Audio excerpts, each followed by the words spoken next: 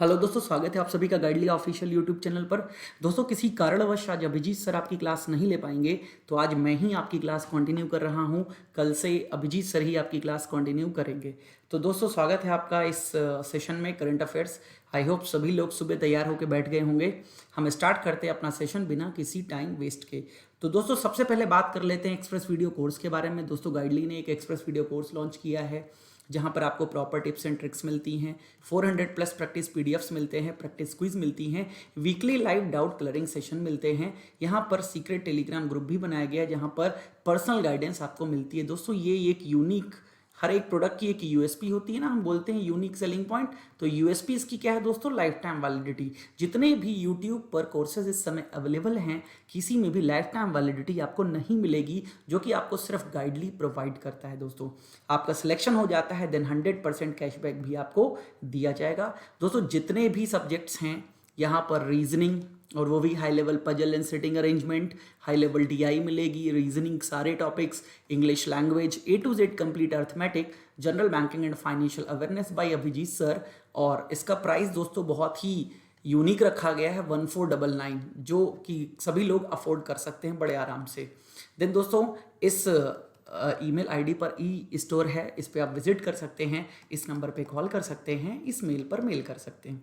बढ़ते हैं दोस्तों, पहली न्यूज़ हमारी है दोस्तों अपॉइंटमेंट से। किससे है दोस्तों? हमारी पहली न्यूज़ है अपॉइंटमेंट से। तो बेंजामिन नेतन्याहू, दोस्तों इनका नाम जानते होंगे, ये इजराइल के पीएम थे और अब फिर से ये इजराइल के पीएम के रूप में चुने गए हैं और यह इनका 5वां कार्यकाल होगा। कौन सा? 5th term. लेकिन इस बार क्या हुआ, थोड़ा सिचुएशन अलग है, हम जानते हैं इसके बारे में। दोस्तों, Israel prime minister Benjamin Netanyahu has secured a historic 5th straight term. दोस्तों, 5th स्ट्रेट टर्म ये 2009 से इजराइल के पीएम हैं। कब से हैं? 2009 से ये इजराइल के पीएम हैं।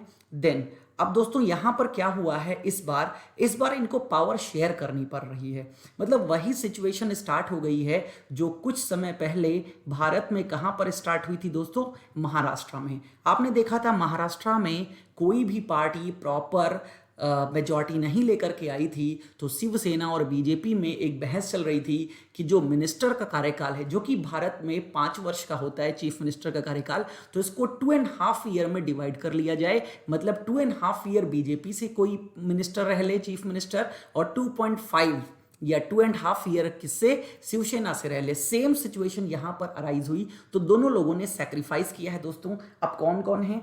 एक तो है यहां पर बेंजामिन नेतन्याहू, और दोस्तों दूसरे जो व्यक्ति हैं यहां पर वो है बेनी गैंट्स। कौन है? बेनी गैंट्स हैं। अब बात समझिएगा दोस्तों, देखो ये 3 साल का टर्म है, 3 इयर्स टर्म में जो स्टार्टिंग, अब 3 इयर्स का मतलब दोस्तों कितना हो गया? 36 मंथ हो गए।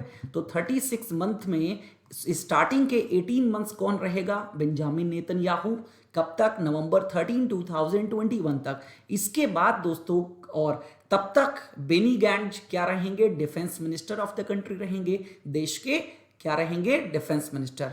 देन 18 मंथ्स के बाद अपने आप में क्या कर लेंगे? अपने रोल को स्वैप कर लेंगे। मतलब मिस्टर बेंजामिन नेतन्याहू क्या बन जाएंगे? डिफेंस मिनिस्टर, और बेनी गैंट्स जो हैं ये क्या बन जाएंगे? Prime minister of Israel. तो ये कोलिशन गवर्नमेंट बनी है कहां पर? इजराइल में, याद रखिएगा, ठीक है। देन आगे बढ़ते हैं दोस्तों, कल से एक सिस्टम शुरू किया गया है अभिजीत सर के द्वारा कि जितनी भी न्यूज़ होती है उससे जो भी एक्सपेक्टेड क्वेश्चंस एग्जाम में आ सकते हैं, स्टैटिक पोर्शन भी कवर होगा उसमें और करंट पोर्शन भी कवर होगा। तो दोस्तों, हम सारी की सारी जितनी न्यूज़ आज बताएंगे उसमें भी आपको MCQs मिलेंगे, ठीक है। तो इजराइल का प्रधानमंत्री कौन होगा? ऑब्वियसली न्यूज़ हमने पढ़ ली, Benjamin Netanyahu. Then Netanyahu is securing term as prime minister. मतलब कौन सा ये टर्म है उनका? तो अभी आपने पढ़ा ये कौन सा टर्म है उनका? 5th टर्म है। अगली न्यूज पे आते हैं। For the post of PM Netanyahu formed 3 year coalition deal with. मतलब प्राइम मिनिस्टर की पोस्ट के लिए कोलिशन डील किसके साथ किया? अभी हम लोगों ने पढ़ा, Benny Gantz. Then what is the capital of Israel? तो कैपिटल ऑफ इजराइल क्या है? Jerusalem. Then currency of Israel, currency of Israel है इजरायली शेकेल, ठीक है दोस्तों। अगली न्यूज की तरफ बढ़ते हैं। अगली न्यूज है NRAI partners with .pay to build tech platform for online payments and ordering. देखिए इस समय दोस्तों डिजिटल ही चल रहा है सब कुछ। आप देख रहे हैं इस समय सबसे ज़्यादा जो फोकस है वो किस पे दिया जा रहा है, डिजिटल पे दिया जा रहा है। तो उसी के अंतर्गत यहाँ पर NRAI ने पार्टनरशिप करी है किसके साथ, डॉट पे। जानते हैं न्यूज़ के बारे में दोस्तों। तो NRAI का फुल फॉर्म है national restaurants association of India. तो इसने डॉट पे क्या है, एक फाइनेंस और टेक स्टार्टअप कंपनी है। तो यहां पर क्या किया गया है, डिजिटल ऑर्डरिंग के लिए, ठीक है, बिल सेटलमेंट के लिए और कॉन्टेक्टलेस डाइनिंग के लिए ये एग्रीमेंट जो है साइन किया गया है, ये साझेदारी बनाई गई है। NRAI दोस्तों क्या है, ये एपेक्स बॉडी है, मतलब सबसे बड़ी, एपेक्स को हिंदी में कहते हैं शीर्ष इकाई, तो सबसे ऊपर की बॉडी है, मतलब यही रेगुलेट करती है, apex body of the food and beverage industry in India, Bharat में। देन इससे रिलेटेड क्या क्वेश्चंस बन सकते हैं, who partners with dot pay to build tech platform for online payments and ordering, obviously NRAI, national restaurants association of India. Who is the apex body of the food and average industry in India, तो ये भी कौन सी है, NRAI। Then अगला है, where is the headquarter of national restaurant association of India, headquarter कहां पे है इसका, तो न्यू दिल्ली में हेडक्वार्टर है। Then who is the present of national restaurant association of India, कौन इसके प्रेजेंट प्रेसिडेंट हैं, ये है अनुराग कटरियार। आगे बढ़ते हैं दोस्तों, अगली न्यूज क्या है बिजनेस फाइनेंस इकोनॉमी में। अगली न्यूज ये है, borrowing limit of states raised from 3% of gross state domestic product to 5% in 2021। देखिए दोस्तों क्या हुआ, 12 मई को देश के प्रधानमंत्री मिस्टर नरेंद्र मोदी ने क्या कहा कि आर्थिक पैकेज, इकोनॉमिक पैकेज कितने का, 20 लाख करोड़ का एक इकोनॉमिक पैकेज अनाउंस किया उन्होंने, जो कि 10% ऑफ GDP बताया गया। अब दोस्तों उसकी कहानी शुरू हुई 13 तारीख से, और 13 तारीख से लेकर के पर डे अनाउंसमेंट किया जाता था फाइनेंस मिनिस्टर के द्वारा। तो लास्ट और जो 5th ट्रांच है उसमें एक अनाउंसमेंट हुआ, वो अनाउंसमेंट क्या हुआ दोस्तों, स्टेट्स की जो बोरोइंग लिमिट है उसको बढ़ा दिया गया। जानते हैं इसको, तो the government has decided to increase the borrowing limit of states from 3% to 5% of gross state GDP। देखिए एक तो दोस्तों होता है GDP का मतलब क्या होता है, GDP क्या होता है दोस्तों, is the money value of final goods and services produced in an economy in a financial year या within the boundaries of an economy. देश की भौगोलिक सीमाओं के अंतर्गत जितनी भी वस्तुएं और सेवाएं उत्पादित की जाती हैं उसका जो कुल मूल्य होता है, टोटल वैल्यू होती है, उसको हम GDP बोलते हैं। सेम एज एक राज्य की सीमाओं के अंतर्गत जितनी भी वस्तुएं और सेवाएं उत्पादित की जाती हैं उसके मूल्य को हम क्या बोलते हैं, gross state domestic product, GSDP के नाम से जानते हैं। तो GSDP के 3% के बराबर क्या ले सकते थे, लोन ले सकते थे स्टेट्स, लेकिन अब इस लिमिट को कितना बढ़ा दिया गया, 5%, कि मैक्सिमम 5% तक आप क्या कर सकते हो, बोरो कर सकते हो। तो इस लिमिट को बढ़ा दिया गया। और अगेन इसके पहले एक अनाउंसमेंट हो चुका है स्टेट्स के लिए, कोविड-19 से लड़ने के लिए 15,000 रुपए का पैकेज जो फाइनेंस मिनिस्टर हैं वो ऑलरेडी सभी स्टेट्स के लिए अनाउंस कर चुकी हैं, जहां पर आप क्या है कोविड-19 से लड़ने के लिए ले सकते हैं। तो essential items, testing labs, kits, tele consultation services, launch of Aarogya Setu app, इनमें आप खर्च कर सकते हैं। तो ये अमाउंट भी जो इनको दिया गया, ये जो लिमिट बढ़ाई गई है, जो बोरो करेंगे, तो वो बोरोइंग सिस्टम भी किसके बिहाफ पे होगा, कोरोना से लड़ने के लिए ये लिमिट इनको दी गई है। और ये लिमिट सिर्फ और सिर्फ किस ईयर के लिए दी गई है दोस्तों, 2021, मतलब हमेशा के लिए नहीं बढ़ाई है, ओनली दिस ईयर के लिए बढ़ाई है। देन आगे बढ़ते हैं दोस्तों, the finance minister said that part of the borrowing will be linked to the specific reforms. ये जो पार्ट ऑफ जो ये मिलेगा पैसा इनको, जो बोरोइंग का, लाइक इंक्रीजिंग जॉब क्रिएशन, इसको एक किसमें खर्च कर सकते हैं, जॉब क्रिएशन में, थ्रू इन्वेस्टमेंट करके, एंड प्रमोटिंग अर्बन डेवलपमेंट, क्या है, शहरी विकास, हेल्थ एंड सैनिटेशन, इसी चीजों में इन पैसे को वो क्या कर सकते हैं, खर्च कर सकते हैं। देन अब इसमें क्या क्या क्वेश्चंस बन सकते हैं जानते हैं। As per the latest major of economic support which have been announced by the finance minister, the borrowing limit of states has been increase to, कितने % इंक्रीज कर दिया गया, तो ऑब्वियसली कितना है, 5% दोस्तों। The finance minister has already announce, कितने रुपए का पैकेज ऑलरेडी अनाउंस कर चुकी है फाइनेंस मिनिस्टर, तो ये कितने का है, 15,000 करोड़। देन अगली न्यूज पे आते हैं। अगली न्यूज है डिफेंस से रिलेटेड दोस्तों। क्या न्यूज है, Indian army to implement TOD। ये न्यूज आपने अभी सुनी होगी, TOD। तो सबसे पहले तो यही जानते हैं कि TOD क्या है दोस्तों। TOD को कहते हैं टूर ऑफ ड्यूटी। क्या बोलते हैं, टूर ऑफ ड्यूटी। अब देखिए क्या है यहाँ पर, in order to help the country fight unemployment, बेरोजगारी में मदद करने के लिए, जो कि बेरोजगारी किसके कारण उत्पन्न हुई है, कोविड-19 के कारण, the Indian army has launch TOD, Indian army जो है इसने TOD, tour of duty launch किया है। अब टूर ऑफ ड्यूटी क्या है दोस्तों, टूर ऑफ ड्यूटी एक तरीके की स्कीम है, एक तरीके की इंटर्नशिप प्रोग्राम है। क्या है, एक 3 ईयर इंटर्नशिप प्रोग्राम है, किसके लिए, for youths to work as officer and soldiers in Indian army. देखिए परमानेंट नहीं है, जैसे आप कोई भी कोर्स करते हैं, लाइक एज प्रोफेशनल कोर्स की मैं बात कर रहा हूँ, लाइक एज आप बीटेक करते हैं, आप एमबीए करते हैं, तो क्या होता है कुछ समय के लिए आप किसी कंपनी में जाते हैं ना, तो आपको इंटर्न बोला जाता है ना, क्योंकि आप वहाँ सीख रहे हैं, वहाँ आप परमानेंट जॉब नहीं करेंगे। सेम एज यहाँ पर एज एन इंटर्नशिप के लिए 3 सालों के लिए क्या किया जाएगा, आपको जाना, आप अगर चाहें तो आपको मौका मिलेगा जाने का इंडियन आर्मी में। तो यह है टूर ऑफ ड्यूटी, ये उन लोगों के लिए है जो आर्मी में ऑफिसर, मतलब आर्मी में ऑफिसर की जॉब या सोल्जर की जॉब नहीं करना चाहते हैं, लेकिन उनके अंदर एक जज्बा है, वो कुछ समय के लिए उस जिंदगी को जीना चाहते हैं जो आर्मी ऑफिसर्स या आर्मी सोल्जर्स जीते हैं, तो वो ये इंटर्नशिप में पार्टिसिपेट कर सकते हैं। दोस्तों डिफेंस मिनिस्ट्री ने साफ एक बात कही है कि यहाँ पर रिक्रूटमेंट की जो प्रोसेस है उसमें कोई भी हम इजी जो एज है वो प्रोवाइड नहीं करेंगे, वो वैसे ही होंगी जैसे नॉर्मल पर्सन्स के लिए होती हैं। तो यहां पर जो भी आप अर्न करेंगे, यहां जो आप 3 ईयर इंटर्नशिप करेंगे, तो इंटर्नशिप करते हैं तो स्टाइपेंड मिलता है ना, तो सेम एज दोस्तों यहां पर जो स्टाइपेंड आपको मिलेगा वो क्या होगा, टैक्स फ्री होगा। वो 3 सालों के लिए क्या है, जो भी स्टाइपेंड आपको मिलेगा उस पर किसी भी प्रकार का कोई टैक्स आपको नहीं देना पड़ेगा। देन आई होप आपको टूर ऑफ ड्यूटी क्लियर हो गया होगा। Then who has announce the TOD program for unemployed youth, तो किसने अनाउंस किया दोस्तों, इंडियन आर्मी ने अनाउंस किया। आगे आते हैं full form of TOD, TOD का फुल फॉर्म पूछा जा सकता है आपसे एग्जाम में, तो इसका नाम है tour of duty. Then TOD क्या है, तो टीओडी दोस्तों क्या है, ये एक इंटर्नशिप प्रोग्राम है। Then who is the supreme commander of Indian army, देखिए इंडियन आर्मी के सुप्रीम कमांडर के बारे में आपसे पूछा गया है कि यह कौन होता है या कौन है। दोस्तों प्रेसिडेंट ही सुप्रीम कमांडर होता है सभी आर्म्ड फोर्सेस का, चाहे आप नेवी की बात कर लीजिए, चाहे आप एयरफोर्स की बात कर लीजिए, चाहे आप आर्मी की बात कर लीजिए, जो सुप्रीम कमांडर है वो प्रेसिडेंट है। लेकिन एक और सिस्टम यहां पर लॉन्च किया गया था दोस्तों, देखिए हम नेवी की बात कर रहे हैं, यहां पर एयरफोर्स की बात कर रहे हैं, आर्मी की बात कर रहे हैं। अभी तक प्रेसिडेंट होता था इन सब के ऊपर, अब प्रेसिडेंट ही है, लेकिन एक और बीच में पद आ गया जिसको कहेंगे CDS, chief of defence staff. अब इसके ऊपर कौन आएगा, प्रेसिडेंट होगा। तो ये सीरीज, ये नई एक डिजिग्नेशन है जो क्रिएट करी गई थी दोस्तों, और इस समय चीफ ऑफ डिफेंस स्टाफ कौन है, जनरल बिपिन रावत। आगे बढ़ते हैं दोस्तों, who is the present chief of army staff, इस समय आर्मी स्टाफ का प्रेजेंट चीफ कौन है, तो ये है जनरल मनोज मुकुंद नरावने।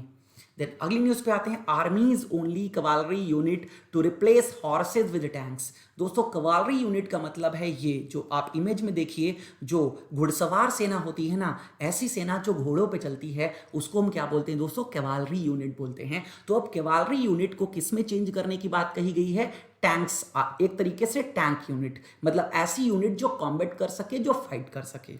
देन दोस्तों the army is planning, army plan कर रही है to convert it's famous 61st, इसका पूरा नाम क्या है दोस्तों, 61st 61वीं cavalry unit, the only active surviving horse cavalry regiment in the world.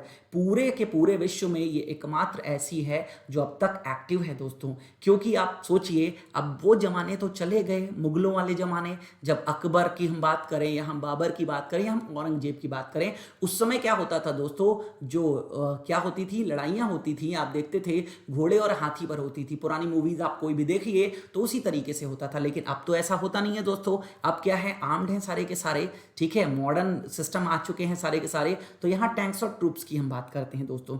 तो अगेन याद रखिएगा यहाँ पर, तो यहाँ पे क्या किया जाएगा दोस्तों, इसको चेंज रिप्लेस किया जाएगा। अब देखो senior officer at the army headquarter, जो आर्मी हेडक्वार्टर के सीनियर ऑफिसर्स हैं उन्होंने कहा कि इसका एम क्या है दोस्तों, एम ये है transform the Jaipur based, again इसका बेस क्या है, हेडक्वार्टर क्या है, इस यूनिट का जयपुर है, अ कॉम्बैट फोर्स, इसको हम एक कॉम्बैट फोर्स बना सकें जो अभी क्या है, लार्जली अ सेरेमोनियल यूनिट, ये अभी सिर्फ क्या है, एक सेरेमोनियल यूनिट है। इसका मतलब सिर्फ समारोह में काम में आती है, जब भी कोई समारोह होता है तब इस यूनिट को क्या किया जाता है, रिप्रेजेंट किया जाता है। जैसे हम बात करें 26 ऑफ जैन जब रिपब्लिक डे होता है तो ये यूनिट आती है मार्च करने, क्या करने, मार्च करने। तो also engages in sports activity like polo, ये यूनिट एक और चीज में इन्वॉल्व है, वो है दोस्तों पोलो गेम्स। आप देखते हैं पोलो गेम्स जो हॉर्स बैक पे होता है, ठीक है, तो वो पोलो गेम में भी ये जो यूनिट है ये इन्वॉल्व है।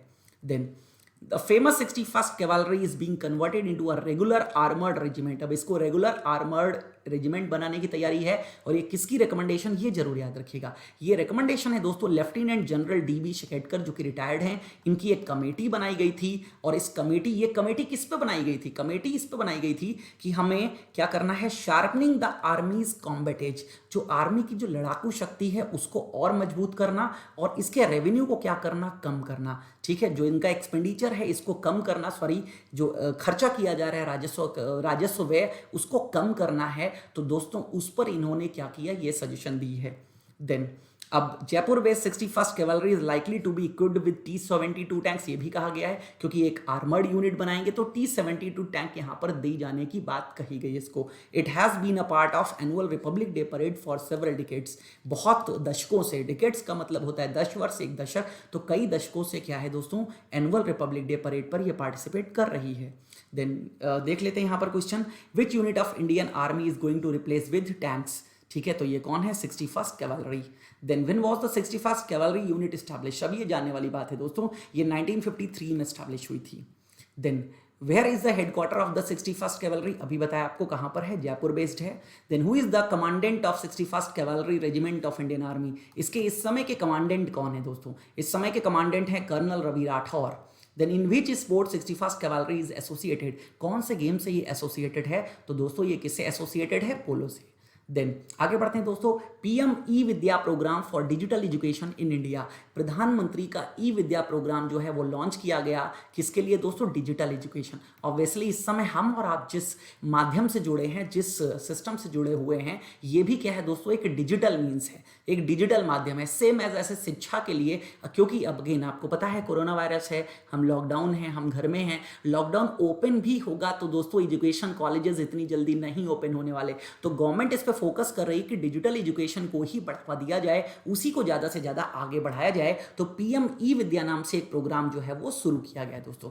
इन order to promote digital education in the country, digital education देश में बढ़ाने के लिए, प्रमोट करने के लिए और ई लर्निंग को फिजिबल बनाने के लिए, किसके लिए, दोनों के लिए, स्टूडेंट्स के लिए भी और टीचर्स के लिए भी, इसके लिए यूनियन फाइनेंस मिनिस्टर ने एक स्कीम बताई जिस स्कीम का नाम है पीएम ई विद्या प्रोग्राम। अब देखिए यहां पर क्या है, इस स्कीम में students and teachers will get multi mode access to digital education, यहाँ स्टूडेंट और टीचर इन दोनों को मल्टी मोड मिलेंगे डिजिटल एजुकेशन, मतलब डिजिटल एजुकेशन से जुड़ने के लिए बहुत सारे मोड्स होंगे, आप कंटेंट भी दे सकते हैं, वीडियो लेक्चर्स भी दे सकते हैं, बहुत सारी चीजें, तो बहुत सारे मोड पे ये काम करेगी। 2 मेजर इनिशिएटिव्स होंगे यहाँ पर, जिसका नाम होगा one nation one digital platform, एक देश एक डिजिटल प्लेटफॉर्म, और वन क्लास वन चैनल, एक क्लास एक चैनल, मतलब एक क्लास एक चैनल। अब समझिएगा दोनों क्या है दोस्तों, one nation one digital program ये काम करेगा दीक्षा। देखिए ये दीक्षा जो है दोस्तों, ये पहले से ही एक प्लेटफॉर्म बना हुआ है जो कि नेशनल डिजिटल इंफ्रास्ट्रक्चर है, किसके लिए, टीचर्स के लिए है, जहां पर टीचर्स, स्टूडेंट्स या अदर्स, गूगल पे इसकी ऐप भी है दोस्तों, उसमें भी आप देख सकते हैं, तो वहां पर स्टूडेंट, टीचर्स, ये पहले से एक इंफ्रास्ट्रक्चर है, तो इसी इंफ्रास्ट्रक्चर को वन इंफ्रास्ट्रक्चर बनाया जा रहा है कि गवर्नमेंट की जितनी भी डिजिटल एजुकेशन का सिस्टम है ना, वो सिंगल प्लेटफॉर्म पर हम ला सके। तो ये है, और वन क्लास वन चैनल, देखिए दोस्तों इसको जोड़ा गया है किससे, स्वयं ऑनलाइन कोर्सेज। दोस्तों एक चैनल भी है डीडी का है, जिसको हम बोलते हैं डीडी स्वयं प्रभा, जहां पर सारी पढ़ाई की बातें होती। तो अब यहां पर एक बात कही गई कि वन क्लास वन चैनल, एक क्लास के लिए एक चैनल बना दिया जाएगा, और यहां पर बात हो रही है क्लास 1 से लेकर के 12 तक, 1 से लेकर के 12 तक की बातें हो रही है यहां पर, तो एक क्लास का एक चैनल बना दिया जाएगा, जिससे सारे के सारे चीजें जो हैं वो जोड़ी जा सके। Will provide quality education material material for all classes, this will include स्वयं ऑनलाइन कोर्सेज, स्वयं के ऑनलाइन कोर्सेज पहले से ही अवेलेबल हैं, उन्हीं के अंतर्गत इनको ऐड किया जाएगा। और स्टडी मटेरियल यहाँ डिफरेंटली एबल्ड पीपल के लिए भी बनाया जाएगा, जो दिव्यांग पर्सन होते हैं उनके लिए भी कंटेंट है। और इसका नाम दिया गया दोस्तों डेजी। क्या नाम दिया गया? डेजी। डेजी का फुल फॉर्म है डिजिटली एक्सेसिबल इंफॉर्मेशन सिस्टम। अब इससे क्या होगा, लगभग 25 करोड़ बच्चे जो हैं उनका फायदा होगा।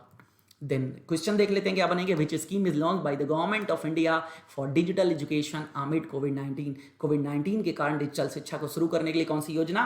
पीएम ई विद्या योजना। अगला है meaning of I in Daisy. अभी बताया था आपको डेजी दोस्तों। डेजी क्या है? डेजी है दोस्तों डिजिटल एक्सेसिबल इंफॉर्मेशन सिस्टम। तो डेजी का फुल फॉर्म क्या हुआ? यहां पर आई का मतलब क्या है? इंफॉर्मेशन। देन स्वयं में वाई का क्या अर्थ है दोस्तों? स्वयं में वाई का अर्थ है यंग। क्या है? यंग है इसका मतलब। ठीक है।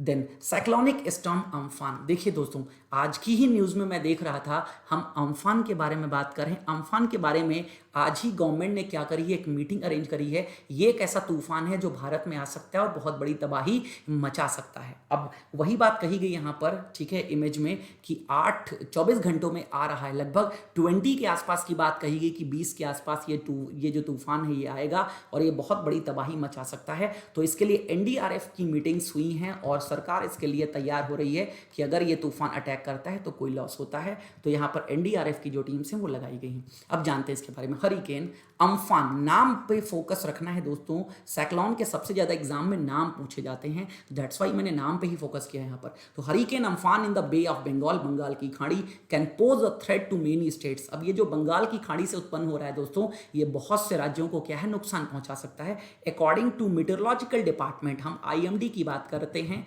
इंडियन मीटरोलॉजिकल डिपार्टमेंट मतलब भारतीय मौसम विभाग, ठीक है, इसने क्या बताया है? वेस्टर्न डिस्टर्बेंस जो है वो देश में एक्टिव हैं। अब इसके अनुसार क्या हो सकता है? ठीक है, hilly areas of the country, जो देश के जो पहाड़ी क्षेत्र हैं जैसे कि जम्मू एंड कश्मीर है, हिमाचल प्रदेश है, उत्तराखंड है, इसके साथ साथ पंजाब है, हरियाणा है, नॉर्थ राजस्थान है, वेस्टर्न उत्तर प्रदेश है, इनमें क्या है? मौसम बिगड़ सकता है। अब दोस्तों एक बात और याद रखिएगा, ठीक है, इसका जो अम्फान नाम है वो किसने दिया है? वो थाईलैंड ने दिया है। एक बहुत इंटरेस्टिंग बात आपको बताने जा रहा हूं दोस्तों। अक्सर आप देखते हैं कि तूफान जो आते हैं उनके कोई ना कोई नाम होते हैं दोस्तों। आज मैं आपको बताने जा रहा हूं कि आई होप ये इन्फॉर्मेशन आपके पास नहीं होगी और ये इन्फॉर्मेशन मैं आपको प्रोवाइड करने जा रहा हूं दोस्तों। क्या है प्रोसेस? किसी भी तूफान का नाम देने की प्रोसेस क्या होती है? Naming the storm in the Arabian sea, अरब सागर और बे ऑफ बंगाल में जो तूफान क्या है आते हैं, ठीक है, तो ये 15 वर्ष पहले प्रोसेस चालू हुई थी 2004 में।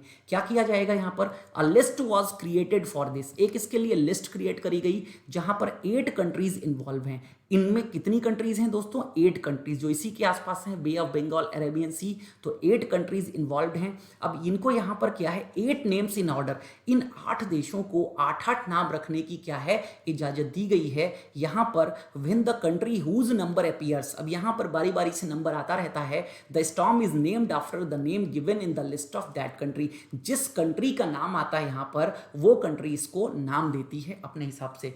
अब यहां पर कंट्रीज इन्वॉल्व कौन कौन सी हैं दोस्तों? ये है Bangladesh, India, Maldives, Myanmar, Oman, Pakistan, Sri Lanka, Thailand. ये 8 देश हैं जो तूफानों का नाम रखते हैं। कहां पर? जो अरेबियन सी की बात कर रहे हैं और बे ऑफ बंगाल में जो तूफान आते हैं उनके नाम की मैं बात कर रहा हूं, पूरे विश्व की बात नहीं कर रहा हूं। Then in this way 64 name, सब 8 सब लोग देंगे तो कितना हो जाएगा? 64 हो जाएगा दोस्तों। तो इस बार बारी थी थाईलैंड की और थाईलैंड ने इसका नाम दिया है अम्फान, याद रखिएगा। आगे बढ़ते हैं दोस्तों। तो name the severe cyclonic storm which has emerged over central part of south bay of Bengal as per information by the Indian meteorological department in May 2020। तो ये क्या है? अम्फान नाम है इसका। Then where is the headquarter of IMD, Indian meteorological department का मुख्यालय कहाँ है? इसका मुख्यालय है दोस्तों नई दिल्ली में।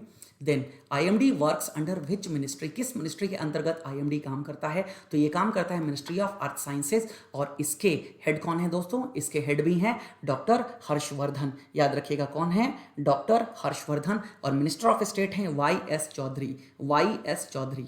Then who is the present director general of IMD, IMD के वर्तमान महानिदेशक कौन है दोस्तों? ये है मृत्युंजय मोहापात्रा, मृत्युंजय मोहापात्रा। आगे बढ़ते हैं। At WHO world health organisation India joins 61 nations to seek source of corona virus, मतलब 61 देशों के साथ भारत मिल गया है, भारत ने हाथ मिला लिए हैं। और ये सब इकट्ठा हुए हैं देश क्यों? ये सब कोरोना वायरस के स्रोत की तलाश में इकट्ठा हुए हैं। कि कोरोना वायरस के बारे में दोस्तों ये बात कही गई कि ये जो डिसीज है दोस्तों किससे है? जानवर से इंसान में आई है। क्या कहा गया यहाँ पर कि चमगादड़ जो है वो उसको खाया गया, ठीक है, उसमें ये पहले से था, देन क्या है कोरोना वायरस फैला। तो लोग जानना चाहते हैं कि रियल जो सोर्स है वो यही है या कोई और बात है दोस्तों। तो इसके लिए 61 के साथ में इंडिया ने हाथ मिलाया, मतलब टोटल कंट्रीज 62 हैं जो इस बात को जानना चाहती हैं दोस्तों। अब India is among 62 countries, Bharat भी शामिल है 62 में, ठीक है। जो प्रपोजल क्या है वर्ल्ड हेल्थ असेंबली का, आइडेंटिफाई द जोनोटिक सोर्स। अब देखिए दोस्तों ये जो शब्द है याद रखिएगा, जोनोटिक डिसीज होती है, पर्टिकुलर क्या होती है? जोनोटिक डिसीज होती है दोस्तों। जोनोटिक डिसीज हम उन डिसीजेस को कहते हैं जो जानवर से ट्रांसमिटेड होती हैं, किसमें? इंसानों में। जानवर के कोई वायरस है वो ट्रांसमिटेड हो गया इंसानों में, तो इस डिसीज को क्या कहेंगे? हम जोनोटिक डिसीज कहेंगे, ठीक है। तो अगेन कौन कौन इसमें शामिल नहीं हुआ है? तो चाइना, ऑब्वियसली चाइना में तो चाइना में उत्पत्ति हुई है, वुहान एपिसेंटर था सबसे पहले, तो दोस्तों चाइना शामिल नहीं हुआ इसमें। और यूएस तो WHO से नाराज चल रहा है, इसलिए यूएस इस समय शामिल नहीं हुआ। ये दो लोग इसमें शामिल नहीं हुए हैं। अब इन दो की ही बात क्यों कर रहे हैं? क्योंकि दोस्तों ये यूएन सिक्योरिटी काउंसिल के परमानेंट मेंबर्स हैं। तो यूएन सिक्योरिटी काउंसिल के 5 परमानेंट मेंबर हैं, यूके, रशिया, फ्रांस, यूएस और चाइना 2 शामिल नहीं हुए, ये 3 शामिल हुए हैं, ठीक है। Then the proposal of a seven page draft resolution by 35 countries, 35 देश हैं, और यूरोपियन यूनियन की 27 मेंबर। यूरोपियन यूनियन में कितने मेंबर हैं दोस्तों? 27, तो 35 और 27 ऐड कर लेंगे तो ये आ जाएगा 62। ये लोग क्या हुए हैं? शामिल हुए हैं। देन जानते हैं अगले questions. India along with how many Nations join WHO? तो क्या है 61 प्लस इंडिया 62, ठीक है। Which of the countries has not joined WHO to seek the source of corona virus? तो obviously A and B both का मतलब है USA और चाइना शामिल नहीं हुए। हेडक्वार्टर ऑफ WHO कहाँ पर है? Geneva, Switzerland. Then present director of WHO कौन है? ये है टेड्रोस एधनॉम। देन अगली न्यूज की तरफ बढ़ते हैं। US to donate ventilators to India. US जो है इंडिया को वेंटिलेटर डोनेट कर रहा है, ठीक है, ये बात यूएस ने बताई। अब दोस्तों क्या हो रहा है, ऐसा क्यों हुआ? अभी कुछ दिन पहले आपको पता है इंडिया ने कुछ मेडिसिन जो हैं वो बैन कर दी थी, कहीं और उनका एक्सपोर्ट नहीं किया जा सकता था। तो दोस्तों उसमें एक जो मेन मेडिसिन थी जिसकी मांग पूरे विश्व में थी बिकॉज ऑफ कोरोना वायरस, क्योंकि WHO के ट्रायल में भी ये मेडिसिन शामिल थी। इस एंटी मलेरिया ड्रग का नाम आप सभी लोग अब तक जान गए हैं, इसका नाम है हाइड्रोक्सीक्लोरोक्विन। क्या नाम है? हाइड्रोक्सीक्लोरोक्विन। लेकिन जब यूएसए ने इंडिया से डिमांड करी तो इंडिया ने क्या है उस एक्सपोर्ट बैन को हटाया। किसके लिए? यूएसए के लिए। फिर इसके साथ साथ और कई देशों में इस मेडिसिन को हमने भेजा है दोस्तों। तो इसी के लिए हमने उनको क्या दिया? हाइड्रोक्सीक्लोरोक्विन, जिससे उनको मदद मिली। तो बदले में एक तरीके से आप समझ सकते हैं कि परस्पर सहयोग के लिए उन्होंने क्या दिया? हमें वेंटिलेटर्स दिए हैं। देन अब HCQ इन इंडिया, ठीक है, हाइड्रोक्सीक्लोरोक्विन इन इंडिया के बारे में समझ लीजिए। जो ICMR है, Indian council of medical research, government की बॉडी है, हैड रिकमेंडेड द ड्रग। इसी ने ये जो ड्रग है रिकमेंड करी है प्रोफाइलेटिक ट्रीटमेंट। प्रोफाइलेटिक ट्रीटमेंट का मतलब है ये प्रिवेंटिव ट्रीटमेंट है। प्रिवेंटिव मतलब जो बचा सकते हैं, किससे? कोरोना वायरस से। Then HCQ and WHO, hydroxychloroquine का WHO में क्या रोल है? WHO ने अब तक 4 मेगा ट्रायल किए हैं दोस्तों, याद रखिएगा 4 मेगा ट्रायल। मेगा ट्रायल का मतलब उन मेडिसिन का ट्रायल जो कोरोना वायरस को रोकने में कुछ हद तक कह सकते हैं कि यह सक्षम है। तो दोस्तों उसमें क्या है? Lopinavir and ritonavir along with interferon, और देन एक और कौन सी है? रेमडेसिविर, और हाइड्रोक्सीक्लोरोक्विन तो है ये। तो ये 4 मेगा ट्रायल जो हैं ये किए गए हैं WHO के द्वारा। Then which country is going to donate ventilators? तो ऑब्वियसली USA। अगला क्वेश्चन क्या बन सकता है? Name the medicine which was exported to USA amid COVID-19? तो hydroxychloroquine. Which of the medicine is the part of WHO mega trials? ये कौन सी हैं? ऑल ऑफ दीज, सारी की सारी रही हैं। देन अगली न्यूज है दोस्तों, बुंदेसलीगा ऑफ जर्मनी। जर्मनी का बुंदेसलीगा, ये world's first sports competition amid COVID-19 lockdown, मतलब COVID-19 लॉकडाउन के बाद दुनिया की पहली खेल प्रतियोगिता है जो आयोजित हुई है, उसका नाम है बुंदेसलीगा, और ये कहाँ का है दोस्तों? जर्मनी का है। देखिए बुंदेसलीगा क्या है? बुंदेसलीगा एक प्रकार की लीग है, जैसे इंडिया में आप देखते हैं ना IPL बोलते हैं। अब IPL तो बोलते हैं इंडियन प्रीमियर लीग, लेकिन किस बात की प्रीमियर लीग दोस्तों? तो ये क्रिकेट की होती है IPL, आप सभी लोग जानते हैं। और आईपीएल भी क्या है दोस्तों, क्या कर दिया गया था, बैन कर दिया गया था कोविड-19 के कारण।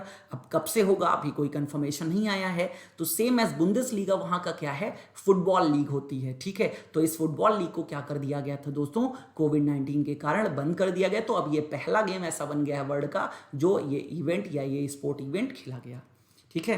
अब Bundesliga games begin with an empty stadium. Obviously इस समय क्या है, दर्शकों को नहीं बुलाया गया। हालांकि दर्शकों की कैपेसिटी कितनी है, जिस स्टेडियम में खेला गया है वहां पर, ठीक है, मोर देन 80,000, ठीक है, कैपेसिटी है यहाँ पर। और ये इम्पटी स्टेडियम रखे गए कि अगेन खेल तो होगा वहाँ पर, लेकिन जो स्टेडियम होंगे वो इम्पटी होंगे।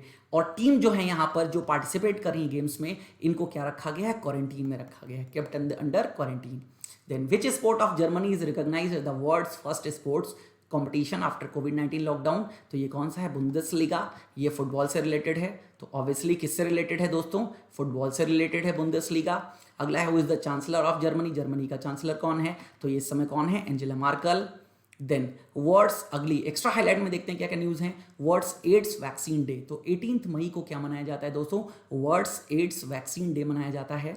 देन एड्स वैक्सीन डे, या इसको एक और दूसरा नाम है HIV, human immunodeficiency virus.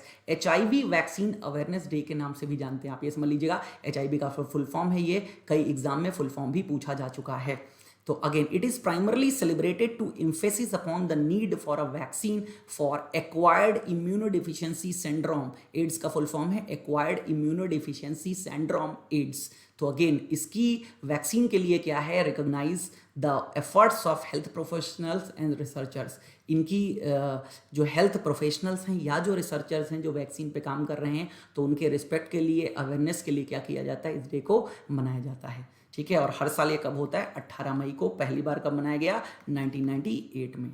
Then international museum day भी कब मनाया जाता है, 18 मई को ही मनाया जाता है। संग्रहालय दिवस, म्यूजियम आप जानते हैं हर देश में बहुत सारे म्यूजियम्स हैं, ठीक है। आप कई म्यूजियम अब तक गए भी होंगे दोस्तों, तो ये भी म्यूजियम डे मनाया जाता है, ठीक है। म्यूजियम डे ये हर साल 18 मई को मनाया जाता है। All the museum across the globe, पूरे विश्व में जितने भी म्यूजियम्स हैं उनको इन्वाइट किया जाता है इसमें पार्टिसिपेट करने के लिए। बहुत सारे इवेंट्स ऑर्गेनाइज किए जाते हैं जिसमें हम म्यूजियम के रोल के बारे में जानते हैं। ऑब्वियसली दोस्तों म्यूजियम का रोल क्या है समझिएगा। म्यूजियम का रोल दोस्तों ये है कि पुरानी जो पुरातत्विक चीज़ें हैं, जो आर्कियोलॉजिकल थिंग्स हैं, वो आप कैसे पहचान पाओगे, अपनी विरासत को कैसे पहचान पाओगे। तो म्यूजियम में उनको सहेज के रखा जाता है, जिससे आप जान पाते हैं कि हाँ ये भी कोई ऐसी चीज़ पहले थी, ठीक है, जो आप रियलिटी में क्या है उसको देख सकते हैं। देन थीम क्या रखी गई है इंटरनेशनल म्यूजियम डे की 2020 की, ये सबसे पहले आपको याद रखना है क्योंकि सबसे ज़्यादा क्वेश्चंस थीम पे बनते हैं। तो ये है museums for equality, diversity and inclusion.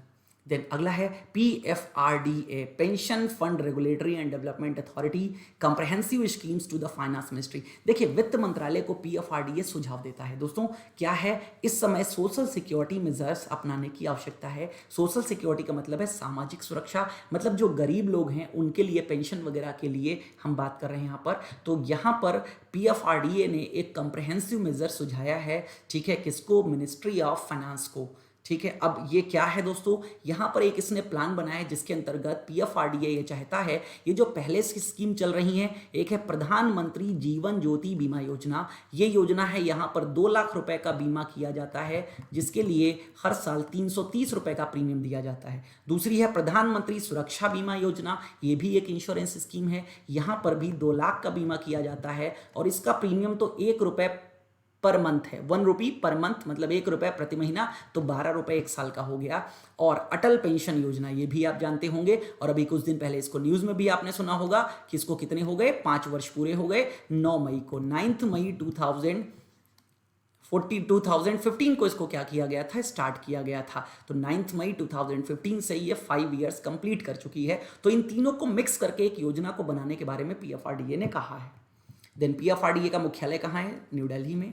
Then PFRDA का इस समय हेड कौन है, हेड ऑफ PFRDA ये है Supratim Bandopadhyay. Who is the regulator of pension fund in India, India में पेंशन फंड को रेगुलेट कौन करता है, obviously PFRDA। Then PFRDA works under which department, कौन से डिपार्टमेंट, कौन से विभाग के अंतर्गत कार्य करता है, तो ये कार्य करता है डिपार्टमेंट ऑफ फाइनेंशियल सर्विसेज। और ये डिपार्टमेंट किसका है, ये डिपार्टमेंट्स है मिनिस्ट्री ऑफ फाइनेंस का, वित्त मंत्रालय का। देन अगली न्यूज़ है दोस्तों, India's GDP to fall 45% in June quarter. ये जून क्वार्टर का मतलब है दोस्तों, हम बात कर रहे हैं अप्रैल मई जून। तो ये जून क्वार्टर की जो जीडीपी है वो 45% गिर जाती है भारत की। ये बात, ये जो एनालिसिस है ये किसने बताई? ये कंपनी है, आप जानते हैं ये यूएस की कंपनी है जिसका नाम है गोल्डमैन सैक्स, ठीक है। तो इसी ने ये बात बताई। अब इसने एक बात और बताई इंडिया की जीडीपी के बारे में। अभी कुछ दिन पहले ही इसने जीडीपी कितनी बताई थी कि 2020 और 2021 की जो जीडीपी है वो भारत की जो एक्सपेक्टेड है, जो प्रोजेक्टेड है, वो -4% होगी। लेकिन अब इसने कहा है कि -5% होगी। मतलब -1 जो है इसने और इंक्रीज कर दिया। तो -5% growth forecast for financial year 21 का मतलब 2020-21। Then what is the revise GDP growth rate projection of India by Goldman सैक्स? तो कितना है? -5%। Then what is where is the headquarter of Goldman सैक्स? गोल्डमैन सैक्स का मुख्यालय कहाँ पर है? तो ये है न्यूयॉर्क, यूएसए में। देन अगला क्वेश्चन है, अगली न्यूज़ है दोस्तों, मध्य प्रदेश लॉन्चेस चरण पादुका इनिशिएटिव फॉर माइग्रेंट लेबरर्स। जो प्रवासी मजदूर हैं उनके लिए मध्य प्रदेश ने एक यूनिक, आप कह सकते हैं, स्कीम लॉन्च करी जिसका नाम है दोस्तों चरण पादुका। क्या नाम है? चरण पादुका। नाम से ही आप पता चल गया होगा आपको, चरण पादुका मतलब यहाँ पर किसकी बात हो रही है? शूज़ की बात हो रही है या सैंडल्स की बात हो रही है? चप्पलों की बात हो रही है या जूतों की बातें हो रही हैं यहाँ पर? तो ये first of its kind of initiative है। Charan Paduka campaign has been started for the migrant labourers. दूसरे राज्यों से जो लेबर भारत मध्य प्रदेश में आ रही है, जो रूट पास कर रही है और जिनके पास बेयरफुट मतलब नंगे पैर चल रहे हैं, इस तपतपाती हुई गर्मी में नंगे पैर चल रहे हैं। बहुत सारे फोटोज़, बहुत सारे इमेजेस फेसबुक पे, व्हाट्सएप पे आप भी देख रहे होंगे। तो दोस्तों उनके लिए ये सिस्टम स्टार्ट किया गया है जहाँ पर शूज़, ठीक है, और स्लीपर्स यहाँ पर प्रदान किए जाएंगे। देन किस राज्य ने स्टार्ट करी है? तो मध्य प्रदेश ने स्टार्ट करी है, ठीक है। Recently which state? Again MP की ही एक स्कीम है, अभी कुछ दिन पहले शुरू करी गई थी। क्या नाम है? एफआईआर आपके द्वार। तो किसने लॉन्च करी एफआईआर आपके द्वार? तो ये भी किसने लॉन्च करी है दोस्तों? ये मध्य प्रदेश ने, याद रखिएगा। देन आगे आ जाइए, who is the present governor of Madhya Pradesh? Madhya Pradesh का वर्तमान राज्यपाल कौन है? ये हैं लालजी टंडन। अगली न्यूज देखते हैं दोस्तों, Maharashtra government approves formation of Ayush, ठीक है, Ayush task force. Maharashtra government ने अभी अप्रूव कर दिया है आयुष टास्क फोर्स को। आयुष टास्क फोर्स तो मिनिस्ट्री ऑफ आयुष, ठीक है। अब आयुष का मतलब यहाँ पर याद रखिएगा आयुर्वेदिक, यूनानी, ठीक है, आयुर्वेदिक, ठीक है, यूनानी और सिद्धा, होम्योपैथी, ठीक है। और ये यहाँ पर वाई का मतलब योगा होता है दोस्तों, ठीक है। अब अगेन महाराष्ट्र गवर्नमेंट, अब दोस्तों ये जो टास्क फोर्स है, सीधे सीधे सिंपल वर्ड्स में समझिए, ठीक है। लैंग्वेज पे जाएंगे तो हो सकता है आपको प्रॉब्लम हो जाए। आयुष का मतलब दोस्तों क्या है? आयुर्वेदा, ठीक है, होम्योपैथी, नेचुरोपैथी, इन सब चीज़ों से मिलकर के शब्द बना है। तो इस टास्क फोर्स का काम क्या है? जगह जगह जाकर के लोगों को अवेयर करना, ठीक है, इन सब आयुष प्रोडक्ट्स के बारे में ज़्यादा से ज़्यादा अवेयर करना, जिससे इनकी जो इम्यून सिस्टम है उसको स्ट्रॉन्ग किया जा सके। दोस्तों कोरोना से लड़ने के लिए अब हमेशा जो प्रिवेंटिव मेजर्स की बात हो रही है, वो प्रिवेंटिव मेजर्स यही हैं कि आपका कितना स्ट्रॉन्ग इम्यून सिस्टम है। जितना स्ट्रॉन्ग आपका इम्यून सिस्टम होगा उतना ही आप कोरोना से लड़ सकेंगे। इवन आपको पता है भारत में जितने भी कोरोना पेशेंट मिले हैं, लगभग ये डेटा आया है कि 80% जो हैं वो एसिम्टोमेटिक हैं। एसिम्टोमेटिक का मतलब जिनमें कोई लक्षण ही नहीं है दोस्तों, मतलब उनके कोरोना है लेकिन उनमें कोई लक्षण नहीं है। क्यों? क्योंकि उनका इम्यून सिस्टम इतना स्ट्रांग है कि वो इससे लड़ सकते हैं दोस्तों। तो that's why immune system strong बनाइए। तो उसके लिए आयुष टास्क फोर्स जो है महाराष्ट्र में गठित की गई है, ठीक है। देन अब यहाँ पर जो इसके हेड हैं, हेड इस टास्क फोर्स के, वो कौन है? Doctor Tatyarao Lahane, doctor Tatyarao Lahane. और इनको मिला करके कितने हैं? 18 सदस्य जो हैं यहाँ पर रखे गए हैं इस टास्क फोर्स में। और ये ज़्यादातर क्या हैं? आयुर्वेदा, होम्योपैथी और यूनानी के प्रैक्टिशनर्स हैं, ठीक है, मतलब इनके डॉक्टर्स हैं। तो किस राज्य ने शुरू किया है? तो इसको महाराष्ट्र ने शुरू किया, ठीक है। प्रेजेंट गवर्नर ऑफ महाराष्ट्र कौन है? भगत सिंह कोश्यारी, ठीक है। तो दोस्तों आज की न्यूज़ में इतना ही था। आई होप आपको सारी चीज़ें पसंद आई होंगी। दोस्तों सेशन अच्छा लगता है तो लाइक और शेयर बनता है, लाइक और शेयर करिए। और कुछ कमी रह गई हो दोस्तों आज के सेशन में तो प्लीज़ कमेंट करके हमें ज़रूर बताएं, ठीक है। अच्छे से रहिए घर में, stay home, stay safe. Thank you, thanks a lot.